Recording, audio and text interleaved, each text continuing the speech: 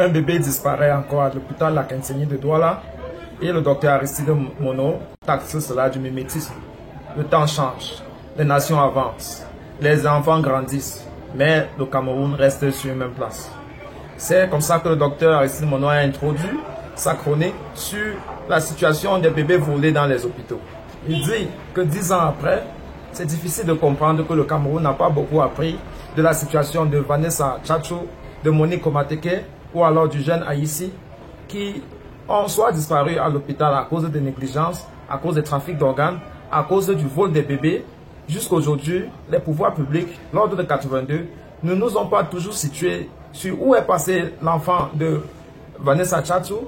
Pourquoi est-ce qu'on avait négligé Monique Komateke? Pourquoi sa soeur finit par prendre la lame pour opérer son ventre pour pouvoir retirer le bébé?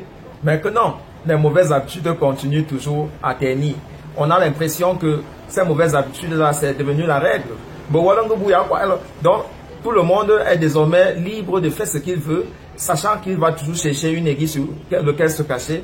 Le cas du bébé volé hier de Belle, on nous apprend que l'enfant est sorti mon nez et puis l'infirmière s'est défait de l'enfant sans demander la permission à la famille ou alors sans prévenir les autorités. Mais on demande où est-ce qu'on a enterré, où est-ce qu'on peut trouver tout cela. C'est devenu compliqué jusqu'à nous. On peut tout oublier, mais on a du mal à oublier qu'en 2012, une jeune lycéenne au nom de Vanessa Tchatcho avait mystérieusement perdu son bébé entre la salle d'accouchement et le bureau du docteur où les premiers soins devaient être administrés.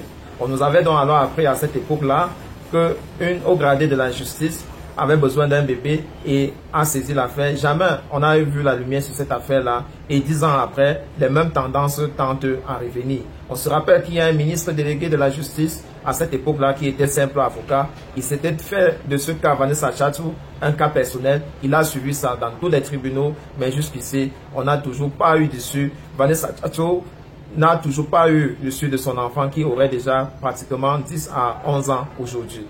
C'est les mères d'en bas en bas qui continuent de pleurer, qui continuent à s'inquiéter, qui continuent comme ça à arriver en espérant qu'un jour, que peut-être que leur bébé volé reviendra, malgré tous les changements qui ont eu lieu, les réformes qui ont eu lieu au ministère de la Santé, les personnes ont été changées. Il faut dire que cette pratique des bébés qui disparaissent comme ça n'ont pas toujours changé parce que, eh oui, les femmes d'en haut en haut continuent comme ça à ne pas être, pour certains, malgré les différents mécanismes pour avoir de l'enfant à travers les machines, beaucoup choisissent toujours prendre la raccourci à faire disparaître les bébés dans les centres sanitaires. C'est la même chose avec le trafic des organes humains, notamment le rein, qui semble être très rentable. Et dans nos hôpitaux, au lieu d'être le plus souvent un centre laboratoire pour la vie, devient facilement le tribunal de mort pour beaucoup de patients qui y vont pour trouver un soin. Ils sont souvent opérés à tort et à travers et avec l'intention de faire disparaître leur rein une fois décédés pour des trafics qu'on n'a souvent pas toujours eu la lumière sur des affaires très obscures, très difficiles à comprendre par le peuple d'en bas en bas. Donc qui sont ceux qui entretiennent ces réseaux-là? Pourquoi est-ce que cela se passe au vu au su de tous? Est-ce que tout le monde, les infirmiers, les docteurs, les personnels de sécurité, est-ce que tous ne sont pas vigilants à ne pas pouvoir décrier ces faits-là qui se passent dans leur milieu de travail? Difficile toujours à comprendre pourquoi cela perdure malgré les années qui s'écoulent. À qui profite le crime? Qui sont les vendeurs? Qui sont les acheteurs? Difficile à comprendre.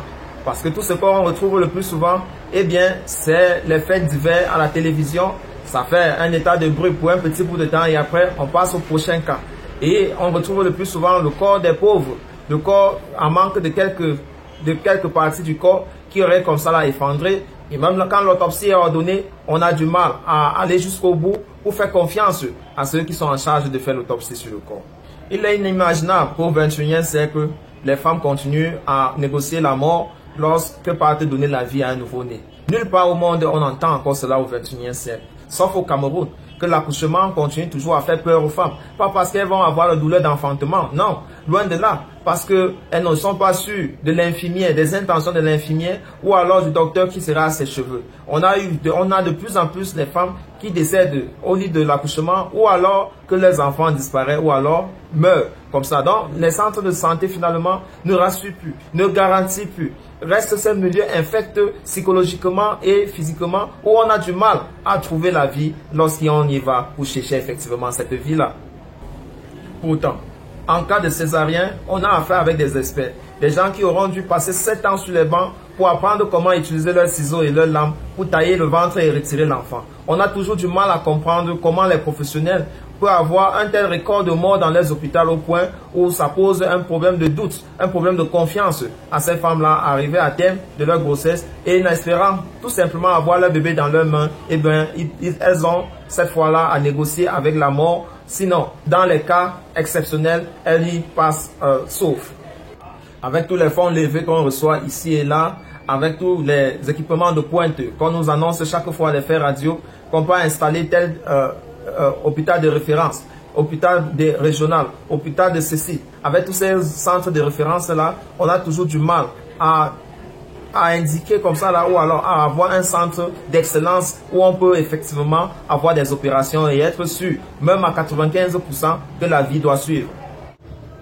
La situation devient même plus critique parce que la majorité des gens qui ont été formés ont soit pris l'avion pour aller en Europe pour pouvoir chercher leur gagne-pain là-bas. Vous savez, la médecine paie vraiment mieux aux États-Unis et dans ces pays européens là. Et donc, le plus souvent, étant bien formés, eux préfèrent aller là-bas, déserter leur boulot ici, aller de l'autre côté pour avoir un niveau de vue améliorable. On en a eu même souvent à la télévision, on voit certains diplômés docteurs des universités, docteurs en médecine, mais qui n'ont malheureusement pas eu les réseaux et donc sont au quartier. On a des reportages comme ça là. Donc c'est une situation vraiment qui est terrible et malheureusement les pouvoirs publics n'y peuvent rien, surtout qu'eux-mêmes ils n'ont pas assez confiance à ce système de santé là. Une fois malades, ils se font évacuer pour les hôpitaux en Europe et c'est comme ça que la fortune, l'argent qui devait être utilisé pour développer nos hôpitaux ici reste des slogans et jamais la réalité. C'est une pilule que nous devons encore faire avec pour un long bout de temps.